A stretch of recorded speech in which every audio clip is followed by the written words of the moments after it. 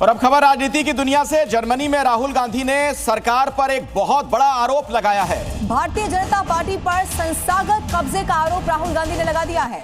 उन्होंने कहा कि एजेंसियों को सरकार ने दरअसल अपना हथियार बना लिया है। ईडी के पास बीजेपी के खिलाफ केस नहीं है, लोकतांत्रिक सिस्टम पर भारतीय जनता पार्टी ने कब्जा कर लिया है। तो बीजेपी पर संस्थागत कब्जे का आरोप लगाया गया और एजेंसियों को सरकार ने हथियार बना लिया है, ये कहना राहुल गांधी का। हालांकि कोई पहला मौका नहीं है जब राहुल गांधी ने सरकार पर इस तरह के आरोप लगाए हों। On the question of jobs, there is only one way that you can produce jobs at scale for a country like India, and that is manufacturing, right? And what we've done in India and what the BJP has done, they've completely disincentivized manufacturing. When they concentrate power into the hands of, 3 or 4 oligarchs, the Ambanis and Adanis of the world. These are not guys who are interested in manufacturing. If you look at what they do, they're trading companies, they're not producing companies.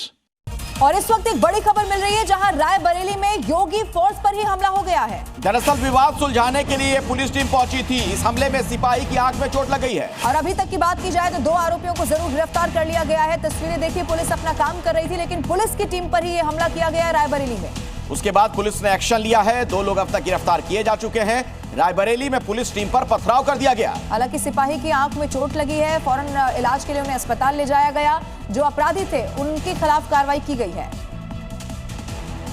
Dial 112 PRV वाहन 5948 पर थाना मधुकर क्षेत्र अंतर्गत कुचरिया से ईंट पत्थर चलने की सूचना प्राप्त हुई। सूचना पर तत्काल PRV वाहन पहुंचा। वह दोनों पक्षों को समझाने बुझाने का प्रयास करने लगा। इसी बीच दोनों पक्ष और अधिक उग्र हो गए व पुलिस पर हमलावर हो गए।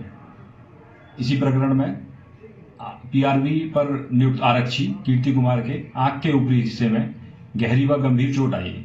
अभी एक बड़ी खबर आ रही है दिल्ली से, जहां पर नई ईवी पॉलिसी की अब तैयारी है। जनवरी में ये नई ईवी पॉलिसी आएगी। मिडिल क्लास को एक बड़ी राहत इससे मिलने वाली है।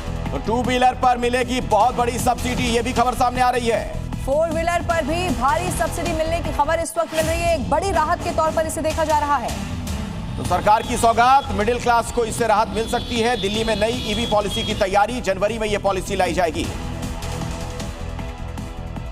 तो इसके बारे में और जो डिटेल सामने आई है, आइए वो भी अब आपके सामने रखते हैं। दिल्ली में ईवी पॉलिसी सुरेखा सरकार लाने वाली है, इसकी पूरी तैयारी कर ली गई है। दरअसल इलेक्ट्रिक वाहनों पर अब सब्सिडी दी जाएगी ताकि ज्यादा से ज्यादा इसे बढ़ावा मिले। यानी कि 2 और जो 4 पहिया वाहन है उन पर ये सब्सिडी लोगों को मिलने वाली है। तो दिल्ली में बढ़ते प्रदूषण को देखते हुए सरकार का ये बड़ा निर्णय सामने आ रहा है। अप्रैल 2026 से इसे लागू किया जाएगा, ये भी खबर मिल रही है। तो दिल्ली में अब जगह जगह पर लगेंगे charging station. Road tax registration charge पहले से समाप्त। और अभी की एक और बड़ी खबर आपको बता दें, यूपी में कड़ाके की ठंड की वजह से लोगों की परेशानियां बढ़ती जा रही हैं। प्रदेश के कई जिले ऐसे हैं जहां शीतलहर से अब लोग प्रभावित हैं। 16 जिलों में घने कोहरे का येलो अलर्ट जारी किया गया है। तो 24 जिले ऐसे बताए जाते हैं जहां सबसे ज्यादा ठंड है। नए साल तक घने कोहरे का अलर्ट भी जारी कर दिया गया है। यानी अभी राहत नहीं मिलने वाली। उत्तर प्रदेश में कोहरा और शीतलहर का ये डबल अटैक है। अभी और लोगों की मुश्किलें बढ़ने वाली हैं। तो यूपी में कड़ाके की ठंड, घना कोहरा कई जगहों पर नजर आ रहा है। साफ तौर पर यातायात पर भी इसका असर पड़ा है।